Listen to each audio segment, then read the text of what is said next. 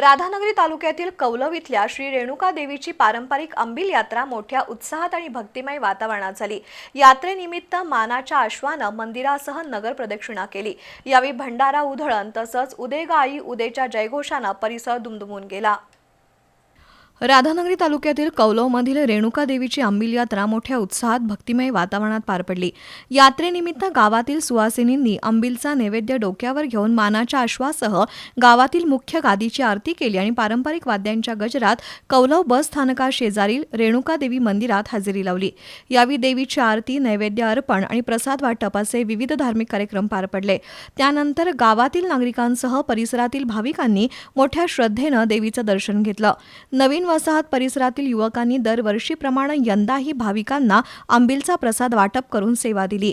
सायंकाळी कौलव गावातून मानाच्या अश्वाची मिरवणूक काढण्यात आली। यावेळी अश्वाचं पूजन करून पारंपरिक विधी पार पडले।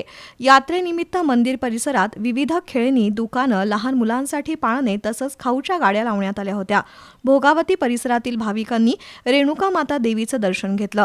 कृषी संस्कृतीचं दर्शन घडवणाऱ्या सौंदल्यानंतर कौलवमध्येही यात्रा भरत असल्यानं या यात्रेला विशेष महत्त्व आहे।